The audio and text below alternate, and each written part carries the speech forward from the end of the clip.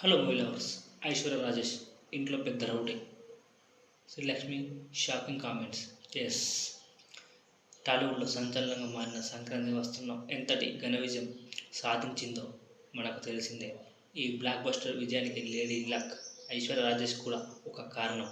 అయితే ఈ విజయాన్ని సెలబ్రేట్ చేసుకుంటూ జరిగిన ఈవెంట్లో ఐశ్వర్య మేనత్త శ్రీలక్ష్మి చేసిన కామెంట్స్ ఇప్పుడు హాట్ టాపిక్గా మారాయి.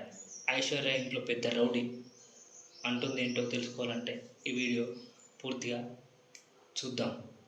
సినిమా విజయాన్ని సెలబ్రేట్ చేస్తూ జరిగిన ఈవెంట్లో శ్రీలక్ష్మి మాట్లాడుతూ, మేనకోడలు ఐశ్వర్య సినిమాల్లో నటిస్తే తప్పకుండా చూసేయాలి, లేదంటే తన్నులు పడతాయి. ఇంట్లో పెద్ద రౌడీ, బయటకు వచ్చిన అదే రౌడీ అంటూ సరదాగా కామెంట్ చేశారు. అయితే ఇది పూర్తిగా ఫన్నీ మూడ్లో చెప్పిన మాటేనని అక్కడున్న వారందరూ నవ్వేశారు. ఐశ్వర్య రాజేష్ గురించి ప్రత్యేకంగా చెప్పుకోవాల్సిన అవసరం లేదు. ఆమె దిగ్వంతక నటుడు రాజేష్ కూతురు.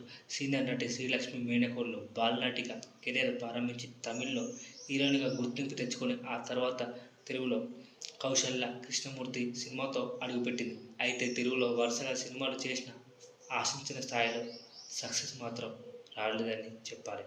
కానీ ఇప్పుడు సంక్రాంతి వస్తుండడంతో టాలీవుడ్లో స్ట్రాంగ్ కంబ్యాక్ ఇచ్చింది. ఈ సినిమాలో ఐశ్వర్య రాజేష్ వెంకటేష్ భార్యగా, నలుగురు పిల్లల తల్లిగా నెక్స్ట్ లెవెల్ యాక్టింగ్ చేసింది.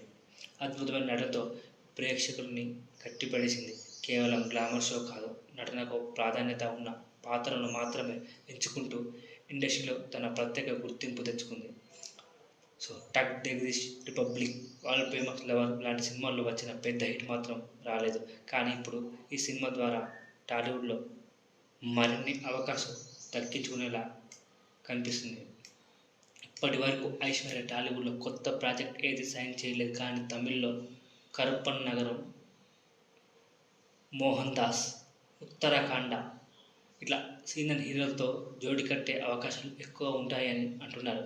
మరి ఆమె ఏ హీరోతో స్క్రీన్ చేసుకుంటుందో చూడాలి.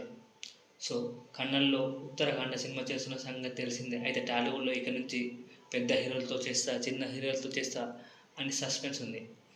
మొత్తానికి ఐశ్వర్య రాజేష్ ఇంతకుముందు ఏ సినిమా చేశారు, మీకు ఆమె నటన ఎలా అనిపిస్తుంది?